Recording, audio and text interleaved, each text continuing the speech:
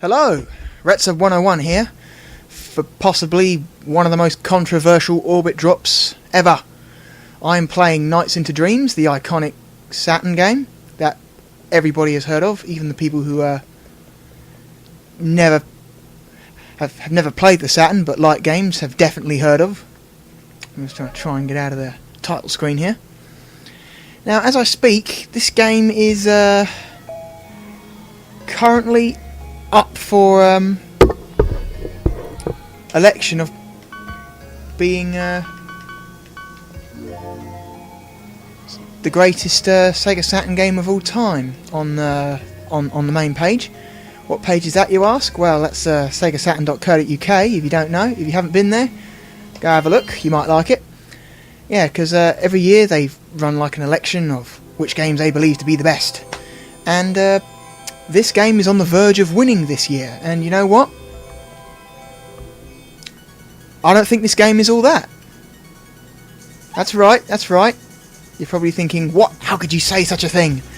How dare you? Scumbag! Where do you live? You know, that kind of thing. But no, I'm being honest. I mean, yeah, it's a very nice looking game. It's very colourful. Okay.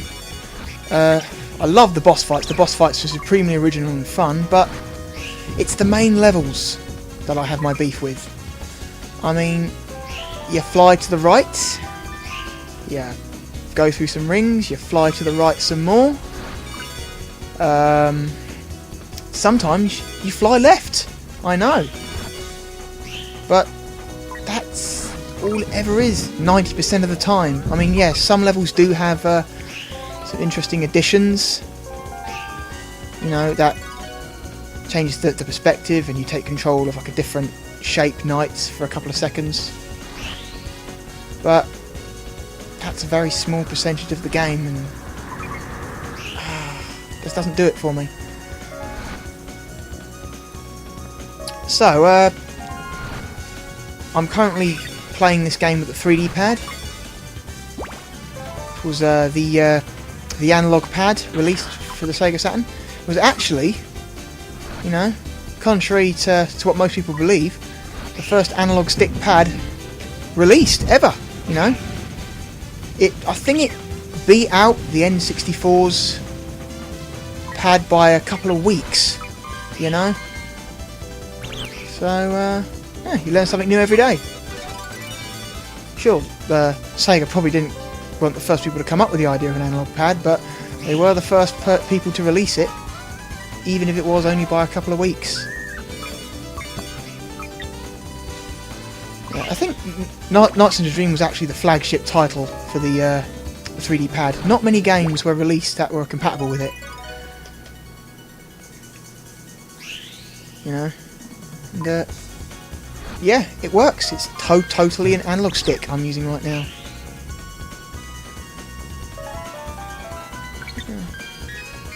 I'm going to try and get as far as I can in this game.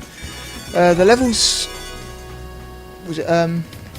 consist of 3 stages per level, where every time you complete a stage the flight path changes and you have to fly a slightly different route round the level. So, and then once you've completed 3 stages, you're taken to a boss fight. Now, I was talking about the boss fights earlier. They're not your usual you know, point at him and shoot until he dies boss fight. Yeah, they're a little bit more creative than that. I mean, yeah, sure, there are 1 or 2 that involve you literally charging at said boss, you know, and charging into him to cause damage, but a lot of them are a little bit more involved than that. One of them is a giant fat lady you have to try and grab hold of and redirect into the spots around the level. It's interesting. Yeah, it's pretty good fun as well. I'm going to see if I can try and get to one. Should make it. Right.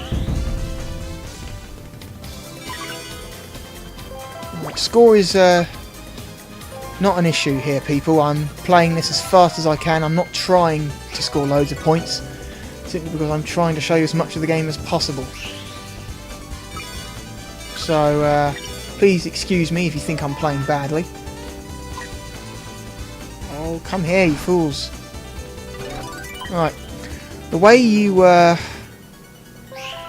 collect those spheres, defeat enemies, is basically you do loops. And every time you do a loop, the space in the middle of that loop becomes a mess of colours, and anything inside there either takes damage or gets attracted to you. That's that.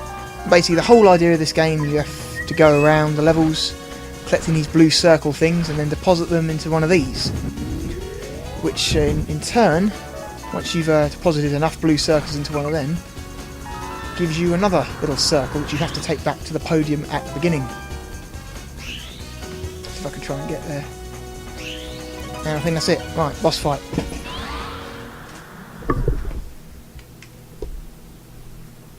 Okay, I didn't do too badly, despite I completely rushed that. C grade.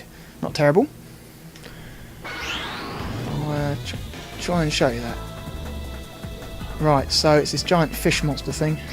Basically, I've got to try and grab his head and dunk it into the ground. And every time I do that, his tail gets shorter.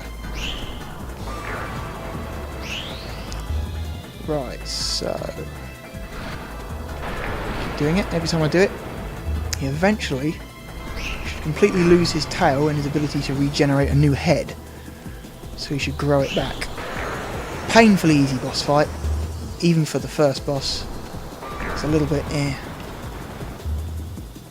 you know.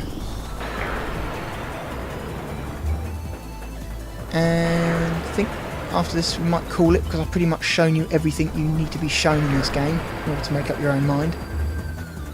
The other bosses are all a little bit more creative than this.